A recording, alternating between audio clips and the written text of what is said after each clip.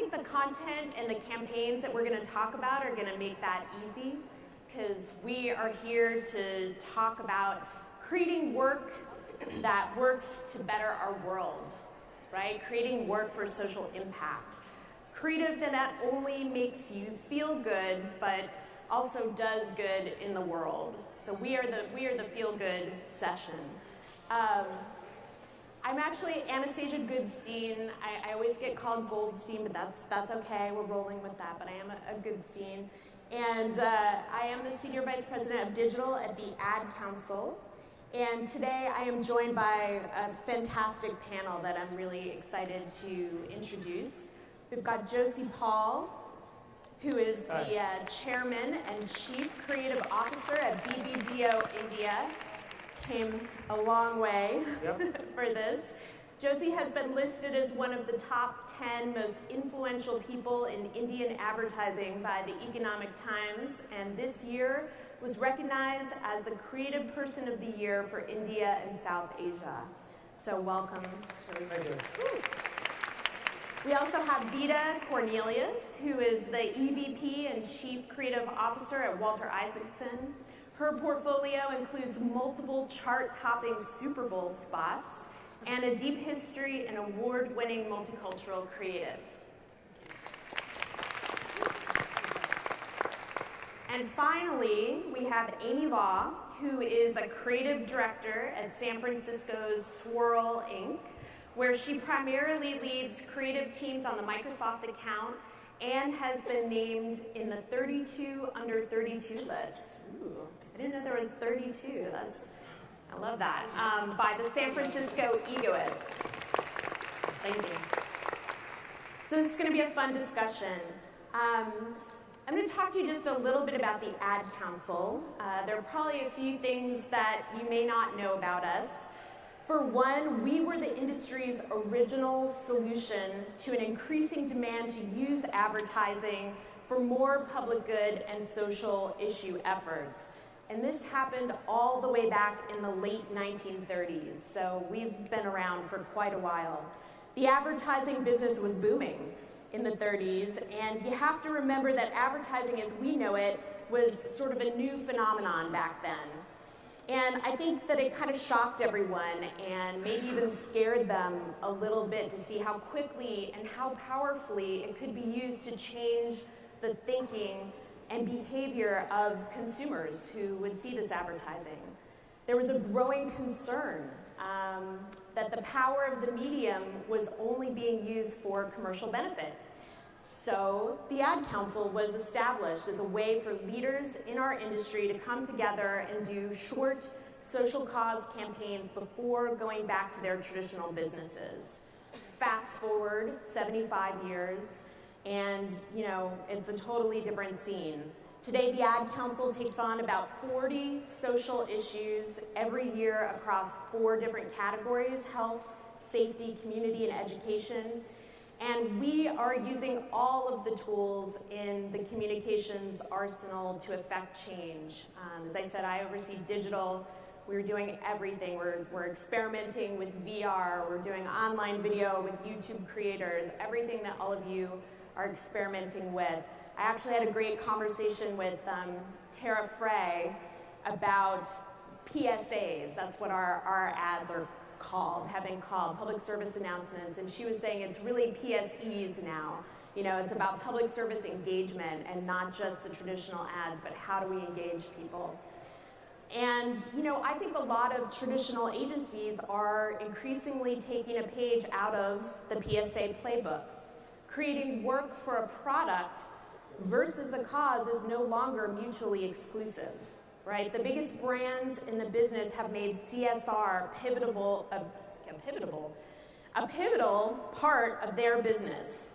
And consumers today, especially millennials, seem to demand a pro-social angle before giving their brand their loyalty.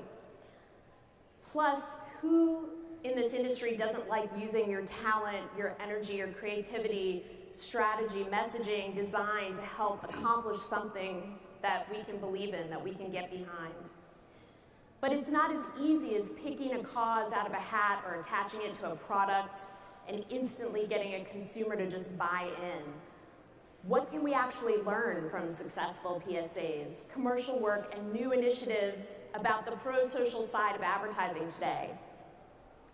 That's what we're going to talk about on this panel. So we're going to start, before we talk, with a little video, and we're going to show you some of the Ad Council's recent PSAs, and then we're going to let these guys show their work as well.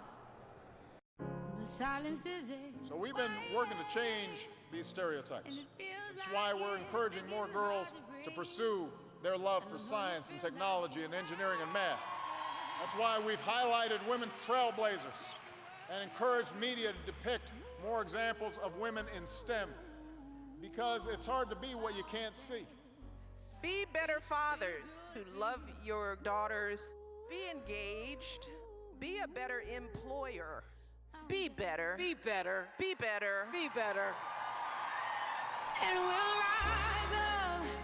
I like the waves. We'll rise up. In spite of the ache, we'll rise up. And we'll do it 1,000 times again.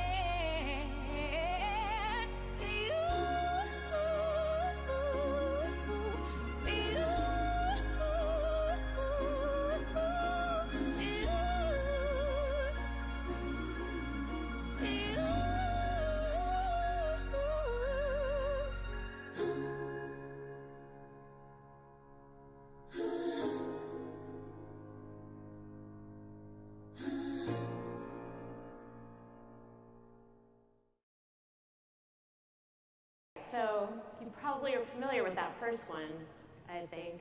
Love is no labels. We're going to jump right in. Josie, we're going to start with you.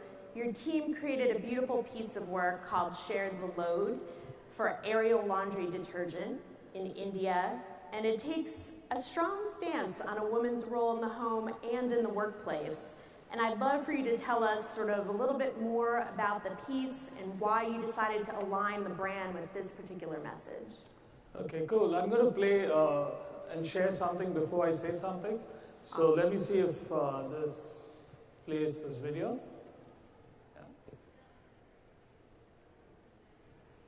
नाना ये देखो shield leg helmet homework हो गया mummy ये देखो फिर दाग लगा दिया पापा ये लीजिए आपके घर जाने की टिकट हेलो या I am just going to send you the email in 5 minutes या give me 5 minutes I am working on the present मेरी छोटी सी गुड़िया कितनी बड़ी हो गई घर घर खेलती थी अब घर संभालती है ऑफिस संभालती है I am so proud and I am so sorry sorry कि ये सब तुम्हें अकेले करना पड़ता है सॉरी कि जब तुम घर घर खेलती थी तो मैंने तुम्हें रोका नहीं ये नहीं कहा कि ये सिर्फ तुम्हारा काम नहीं है तुम्हारे हस्बैंड का भी है पर कहता भी कैसे है और मेरी ग्रीन शर्ट धो देना मैंने भी तो कभी तुम्हारी मम्मी की हेल्प नहीं की और तुमने जो देखा वही सीखा तुम्हारे हस्बैंड ने भी बचपन में यही देखा होगा घर घर खेलते वक्त वो टीवी देखने की या न्यूज़पेपर पढ़ने की एक्टिंग करता होगा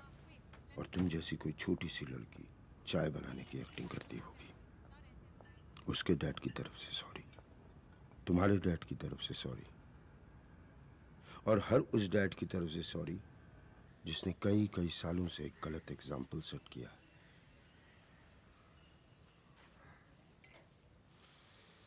पर अभी भी देर नहीं हुई इस सॉरी के साथ मैं अपनी तरफ से एक छोटी सी कोशिश करूंगा कि घर के काम में मम्मी की हेल्प करूं किचन का किंग ना बन पाऊं तो कम से कम लॉन्ड्री में तो हाथ बटाऊं इतने साल एक गलत एग्जाम्पल सेट किया है अब कुछ सही कर जाऊं तुम्हारा पापा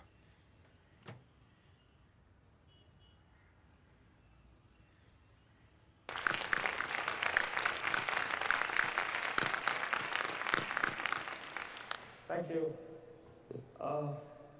I don't know if you guys noticed how many activities did the mother do and what did the father do? I mean the husband. The wife and the husband, let's put it that way. Did any of you notice in 2 minutes? She did many things, right? She did 14 things. The guy did nothing other than accept his tea or coffee, whatever. Now, that is sort of the state of things in India. When we did this campaign, or this, what I call an invitation, it wasn't meant to be a global campaign. It was meant to be very, very local. But there's something about, the appeal or the empathy of it that seemed to have touched sort of a universal chord. And that's when we discovered empathy is actually universal currency. It's possibly more precious and valuable than dollars and pounds and yen. And for us, this wasn't an ad at all. It was actually an invitation. When we say, Dad, share the load, what we're doing is we're inviting people. It's not a baseline. It's not a campaign. It's a commitment. We're trying to question everything we learned before from marketers before. And we felt that maybe there's a new way to approach the world. And that is one of empathy. That's one of commitment. That's one of invitation. And if you look at some of the things we did post that, you'll realize how much the brand's putting behind it. I'm not going to share the case study, but I'll share with you some of the elements we did. If you look closely, we've always had a wash care label. But look at this wash care label. Now we tied up with, yeah, thank you. So we worked closely and partnered so many retail brands in the country to say, let's do this, and they came willingly. This is a matrimonial ad or a matrimonial website, where people get married or look for their partners. And one of the criteria is, will you share the load with your wife or husband? That was another beautiful thing that happened. We even had our packaging, which had odd even days for men and women to do laundry. So it was put as part of the packaging design idea. We tied up with India's biggest calendar, which talks about what is a good day and a bad day to do things or not do things. And it's called Kal Nirnay. It is something that's based on astrology. And we tied up with them to introduce the concept of is and her in the calendar. We created a symbol for gender equality at home, because everybody talks about gender equality. No one talks about gender equality at home. So these are some of the things that we try to do. And the thing is, sales went up 76%. But that was not the point. For us, as important as sales is change. And we found that change happens when there's vulnerability. When authority breaks down. When a father who looks like he is the autocratic authority of both the household as well as society sees his own daughter going through what he saw, he breaks down and he becomes vulnerable. And we felt that in vulnerability is change. And brands can affect change as it creates, greater results for its commerce. So that's what really this is about. Yeah. That's amazing. I feel like we need that here, not just in Europe. No. Share the load here. Vita, what about you? You're going to talk to us about a campaign that you did with Lexus called Inside Out, showcasing the coming out stories of real people featured on the Out 100 list. So tell us more. Yeah. So we had a very unique opportunity with Lexus. Being a luxury brand, they of course, wanted to talk to diverse audiences, rather they be multicultural. In this case, they were looking for a way into authentically connecting with the LGBT audience. And we didn't want to do a traditional ad. We didn't want to do anything that could come across as pandering to that audience or in some way not be authentic to what the culture or the lifestyle might be. I would honestly say that this was an opportunity where having a very diverse workforce at our agency at Walton Isaacson and having many individuals on our creative team who are of the LGBT community, it was a huge benefit in us being able to deliver a relevant insight that actually led us to the work. And one of the insights that came out, because once we started discussing the assignment and really trying to think, how can we create a platform, something bigger than just an ad, but something that creates conversation and dialogue and really connects Lexus in an authentic way to this community. One of the team members said, you know, coming out is something that's probably the hardest thing for a person to do. And that is what sets the trajectory for them to really move their lives forward. And for us, that was really an authentic connection because the brand's values are very much about forward thinking, about innovation, about being on the cusp of what's next. So we made those connections relatively easily when it came to the insight, but really still struggled with trying to figure out, well, what's the best way to profile some of these stories? And the insight came from the fact that, you know, when you're coming out, apparently the person that you first come out to almost becomes a cornerstone in your existence because they're the person that you shared the experience with. They're the person who encourages and accepts who you become from that point forward. So we felt like it would be a really authentic opportunity to use our media partner, which was Here Media, and their Out 100 list, select 4 very influential individuals and pair them back up with the people that they initially came out to at whatever age it was. And using the vehicle as the opportunity to create this conversation between people, because typically it is on long car rides when you have, you know, the most revealing and insightful conversations with someone. So we thought that would be a great mechanism, an authentic way to include the vehicle where it wasn't selly, but it was more about, you know, really letting the brand showcase itself as being a supporter of this community. So I'm going to have a video that we're going to play so we can really show you how the whole program came together. It extended beyond a web series and went into an actual event where it was then able for, you know, individuals who attended the event to share their coming out stories. It became a big social media event, if you will, and was really successful for us and started a series of what's to come in this platform that we call Ahead of the Curve. So if we could play the video, that'd be great.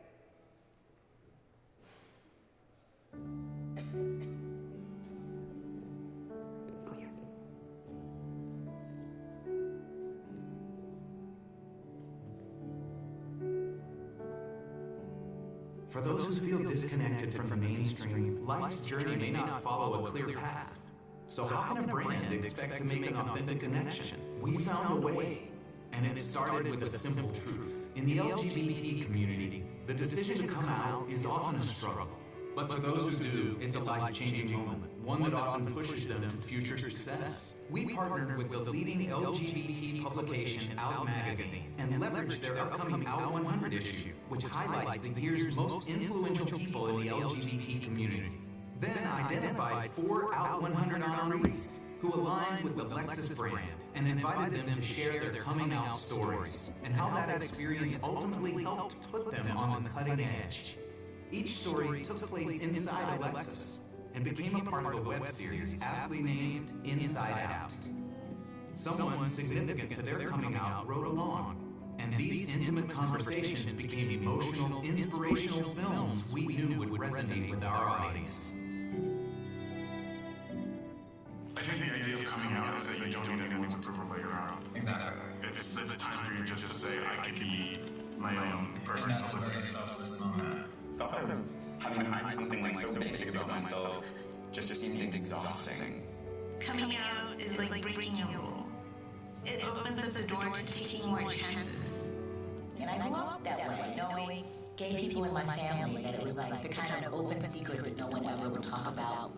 We launched with the premiere of the series at the illustrious 2015 Out 100 Gala and brought the experience off-screen by outfitting a Lexus RX with cameras so attendees could share their own coming-out stories in real time.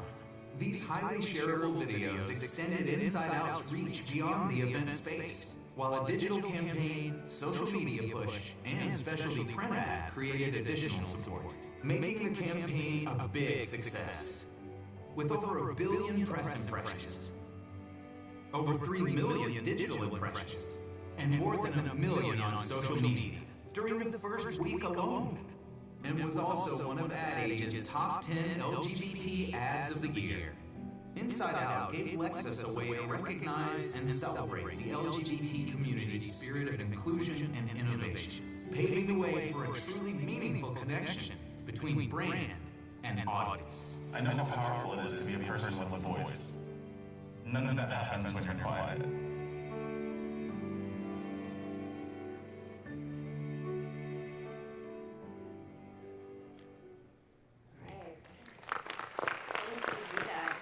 You guys feeling good yet? Feeling the serotonin increasing? All right, Amy, I want to get to you because you've been working on a really interesting project with the White House's Summit on Women and Girls, and I want you to tell us a little bit more about See Her, and I think you're going to show us some great video too.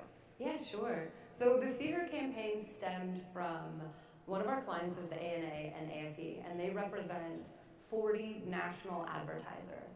And from conversations that were going on, this great collaboration started to emerge between Swirl, my agency, the White House's CTO, and Dr. Natoki Ford, who's a policy advisor, at the Girls Lounge, and our client, the ANA. And so we wanted to launch a visibility campaign for women and girls. And there's many reasons why it makes sense, but also to provide a framework so that as we market to women and girls, we're making sure that they're seeing themselves represented in the work that is being created by advertisers, content creators, and media makers.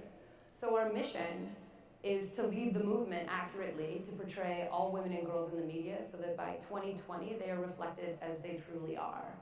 And for my team and myself, it was a personal issue because, let's be honest, I turn on the TV, take in an ad, I do not see myself represented. It's very rare that a fat woman is ever confident, interested in her career. Oftentimes, I'm the before picture in a diet campaign.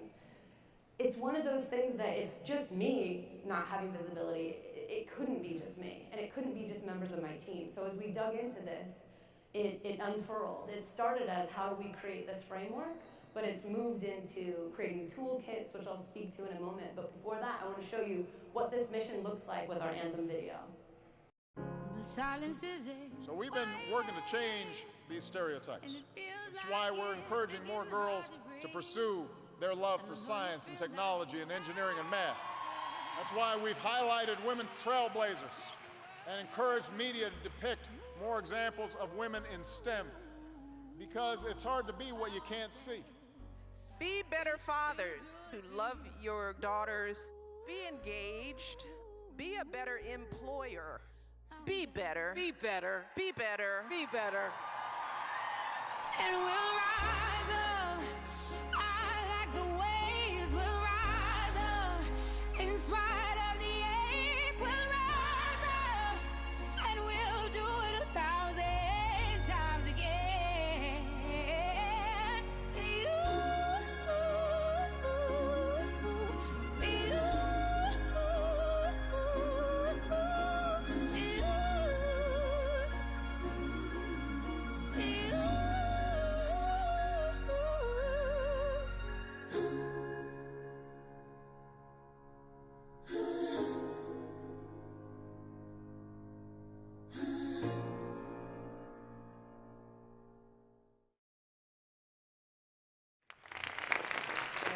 And so we launched this campaign as part of the United States of Women Summit, and it became this great partnership amongst these 4 partners. Our advertising agency, Swirl, and I'm joined here today with some really great people from my team, the White House. And the White House wants this because if we think about it, if we're not connecting to women and girls in an authentic way, we're seeing a drop-off rate, especially in places where our economy is going. The jobs of tomorrow are focused on STEM. And one of the facts that we uncovered while we were researching this and how best to start to think about this framework was that if you ask 8-year-old girls what they want to be when they grow up, 89% of them want a career in STEM. And then 10 years later, when they're 18 enrolling in college, only 18% are enrolling in that field. So that fact of where are they getting this message not to pursue their passions, and how do we make sure that our client, the AFE, is letting their brands connect with women and girls and representing them in an authentic way. And then through some strategic leadership from the Girls Lounge, we launched this campaign and also provided to the ANA toolkits for their advertisers, their content creators, so that throughout the whole process, we can make sure that women have a seat at the table, that women are included behind the lens, in the concept to the completion of projects, as well as helping people work through some of their unconscious bias. And I always say that as we dug through this, it's not just creating change, but it's relating to empathy and transitioning that empathy into action. And so from there, what's great is that those partners represent 40 national advertisers, and it's 37% of the US TV and ad dollars. So we're trying to help uncover those moments where we could ask ourselves better questions, make sure the right folks are at the table, and the intersectionality of what it means to be a woman and girl is represented throughout our processes. That's awesome. We are at the Ad Council actually joining something similar. You had mentioned Behind the Lens, a new initiative called Free the Bid, where when we have to triple bid our creative work, we are going to make sure that at least one of those bidders is a woman director for our campaign. So yeah. So let's jump into some questions, some conversation. And this one is sort of for all of you guys. Why should creative directors decide to take on a social good angle in their work? What's the benefit, and you had alluded to this a little bit, Josie, to the end consumer and to the brand that you're working for? And are you ensured that the payoff is going to be, more customer loyalty or even the higher sales? Jump in, anyone. I'll jump in. I definitely think that when it comes to, from a creative director standpoint, having a staff that's open to and willing to explore these type of opportunities, it keeps your creative team, for one, engaged. It keeps them fresh. I also think that it allows people to have an opportunity to bring their passions and what makes them whole and what they believe in to the workplace, and that's valuable. So when there's a particular project that allows someone to be an advocate for something they have a passion for. So for example, the images of women, that becomes a great opportunity when the agency supports that thinking and allows the creative team to then explore that. When it comes to sharing that thinking with the client, I definitely think yes, and for example, in the case of Lexus, it does have a business opportunity for them to be able to authentically connect to an audience and then translate it to sales. But still, the way that relationship develops is what needs to be handled with care and using insights that make that audience feel as though they're being talked to in a way that is not just for gain. So I think that there's always a benefit on both sides, not just for the agency that's representing a piece of work that they believe in and what it helps say about the actual culture of their organization, but also being able to share that thinking, push it through to a client, have them support it, is also a way to advance their thinking as well. Yeah, I think it's got to come from a real place. It can't be a trend or look at what those guys are doing, so let me do this. It is not about target audience. It's more personal than that, because otherwise, the fakeness will show. It has to be authentic. It's got to be true to you and where you are coming from. So for us, it is completely and totally personal. I don't think I had an option not to, because as I carry myself through the work, through this industry, and knowing when you have a seat at the table, you're obligated to make sure that the right stories are being told, that the right questions are being asked, and I don't know if I could sleep at night if I wasn't asking those specific questions and making sure that the intersectionality of what it means to be a woman and a girl and all these different representations, that broad spectrum was represented in the work I create. And knowing what you know about feminism, there's always the problem that it's usually a white person talking about it. And how do we make sure that folks that are disabled and people of color and queer and any intersectionalities of ways to be a woman meeting? But then I also want to make sure that we're doing this also in service of young boys and men, because we need to humanize ourselves with this other side of the population to make sure that violence against women decreases, that eating disorders for men and women reduce, that I want to leave the world in a better place than we found it, but making sure that it aligns with the passions of the teams that we're building. So, Vita, you had talked about sort of your team getting excited about this, and that was, my next question was sort of how did this impact the teams that you worked with on these campaigns. You know, part of how we do our great work at the Ad Council is people get really excited to work on something that's for a cause. You know, it gives them an opportunity to use their creativity for good. What did this uncover, this process of working on these campaigns? Any surprises in working with your teams and getting this great work out of them around these issues? And that's to anybody. Oh, okay. Yeah, but you can weigh in. For those on my team who are of the LGBT community, and even people within the agency that are of that community, I was probably most surprised by the fact that, you know, for those of us who don't have intimate knowledge, how forthcoming people were with regards to sharing their personal stories, you know, how intimate and personal it was for them to actually talk about the moment they told their family when they came out, or the friend that they chose to come out to. When people started hearing about the work we were doing as a team, folks were just offering, you know, their insights from wherever in the agency they work, what department. So I thought that was a very, you know, it was really telling. It was great to see that it sparked so much open conversation within the agency itself. And how we're moving the campaign forward has come from other insights that people have shared as part of our workforce at the office. So I thought that was really great that it sparked so much internal conversation. Yeah, just to build on that, you know, you suddenly don't feel like an ad agency. You feel like you're part of a river of social consciousness. And it's almost like the whole world's giving back to you. There's feedback. And that feedback has intense energy. And it's very, very beautiful, the kind of emotional outbursts that these bring you. And that is self-sustaining, because then it makes you want to do more. They sort of live with each other. It's so organic that you wonder why you never did this before. I think it's like being a mother. It's something happens which has never happened before. And I think that's what's so beautiful about this. I'm just curious if you had men on your team that were a little bit like, well... Yeah, it's a good question. We're a very young agency, so we don't have a history of and oh. So it's like, you know, we all started this together, so we knew, we keep saying we're here to create acts, not ads. We want to see the engagement ring, we don't want to see the promise. So we've started from that place, so everyone's aligned, sort of. And I know, did you go watch them at home with their wives?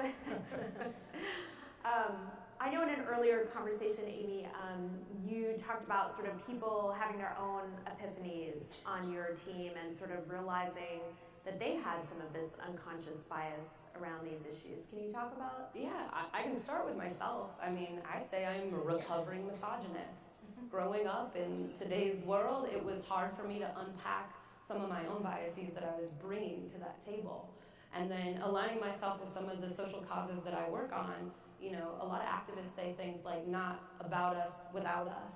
So making sure that I was including members of my team from the opposite sex, from different backgrounds and walks of life and ethnicities, whenever possible, to make sure that something that I wasn't seeing could be seen and checked by others. So throughout that, I mean, even some of the business practices that we put into place has happened. And since the launch of this campaign, Swirl has promoted two, I mean, I'm one of them, two, and another's here today, two creative directors who are women to represent some of their work. So our ratio changed throughout this project. Good job. Congratulations. Thank you. So what about the risk? Is there risk in doing this? Was there risk, Josie, for your brand and your society? Was there risk of backlash? I mean, how do you sort of know which cause to pick and, you know, what's gonna, I mean, we're still ad agencies, sort of what is gonna fulfill on that dual purpose and not alienate too much? Yeah, it's, you know what, it's an interesting question. There's no sort of pat formula for this. It's a process that we have where we're all collective in our thinking about what the kind of personal issues that all of us are going through. And then we try to see if brands can sort of resolve that conflict.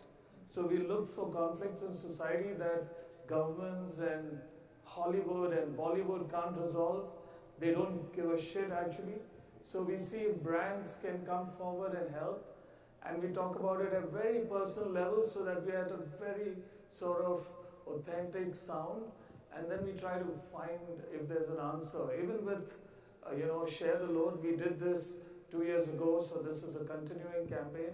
We haven't stopped. It's like, self-sustaining in a way. When we started it, we had 4 different, issues that detergent companies could resolve. And we came to this one through a process of elimination based on hypothesis and research. And we felt this was the most powerful. Of course, it's a gut feeling, and we had to finally decide as a team, client and us. And I think it seems to be the right thing. So going forward, we had already been through a year and 18 months into it. The risk was not alienation of anything. We know that men could get alienated. Men could say, why are you against us? Yeah. So we were conscious of it. At the same time, when we look at the characters in our work, you'll see the central figure is the father. It is the man. And the man is accepted. He's vulnerable. When authority in society accepts, everybody else follows. Yeah, so we were trying to create a parallel story of hope. And we were trying to see if that can allow all men to align themselves. So that's what we were trying to do. And it seemed to have worked. I would definitely any backlash for Alexis? I would actually say we didn't get any backlash, which was great, and I felt good that we clearly had spoken to the community in a way that they were receptive to. What we weren't expecting, however, was the amount of a lot of those impressions that you saw were from general media, not LGBT media, but general media picking it up, and it just being something that became inclusive. As a message from people who were not a part of the LGBT community, but the straight community, if you will, because many of the themes that were discussed in the interviews from the web series were things just about acceptance and feeling, like you're a person who wants compassion. These are all universal feelings. So regardless of the fact that it was packaged in the context of an LGBT story, many of those stories still resonated with people who had, maybe had a child that experienced bullying or something that was related, but not necessarily related to the aspect of coming out from an LGBT standpoint. So we were more surprised by the fact that it became a conversation piece with people outside the community. And we thought that was a really good after effect, if you will. Mm-hmm. There wasn't a risk for us. It was more a risk that we would not be serving our brands that we work for in a way that resonates with their consumers. If we're not marketing to women and girls authentically and then showing young men and women that they deserve to be represented, there's going to be a drop-off rate. People are not going to buy. They're going to unsubscribe more and more to your product, services, shows, etc. And also, the risk involved is because these are advertisers that my work's representing, they have this collective buying power of how they support shows and content. So when I first presented it, it was to make sure that they had proper television that they could support by putting their ad during their time slot in primetime television, as well as making sure that it aligns to their greater good of their brands and the brand promises that they're making. Josie, you were saying you're now in year 2 or even, year 2. When you started this, was it a long game, for all of you? I mean, you had talked about the extensions for Lexus as well. I mean, did you go into it thinking it would be sort of, one spot or one campaign and let's see, or did you always have an eye towards, surrounding it, keeping it going longer term? Should I? Yeah. So when we started it, and it's not the first piece that we've done. We've done a few pieces of work for other brands, which allowed us to learn how sort of society is reacting to this. So one of the things we do is we chalk a path. We kind of keep controls in play. We know that we are not totally in control of the situation because most of these so-called movements tend to write themselves and you're not fully in control. But you sort of, have a sense. And what you're doing is you're connecting with issues that are already simmering in society. They're like a bit under the surface, and no one's really raised it because it's a conflict that nobody wants to touch. Nobody wants to touch this conflict of who's going to do that household work, right?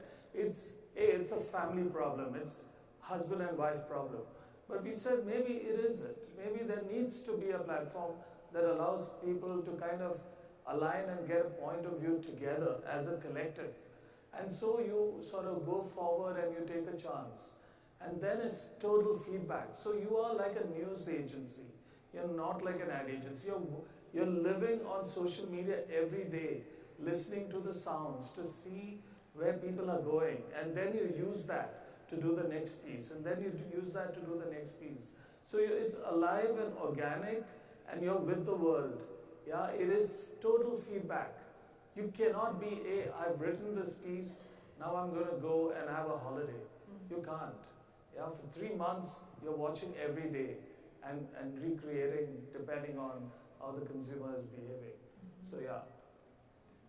That's great. And it seemed like you were responding, you had invited people to tell their stories as well. As we speak, as a matter of fact, probably in the next 2 hours, we're wrapping up. The team is shooting the next installment of this campaign, and just from the insights that we receive again from team members, from what we know about the LGBT community, there was a big conversation that we had around mentorship.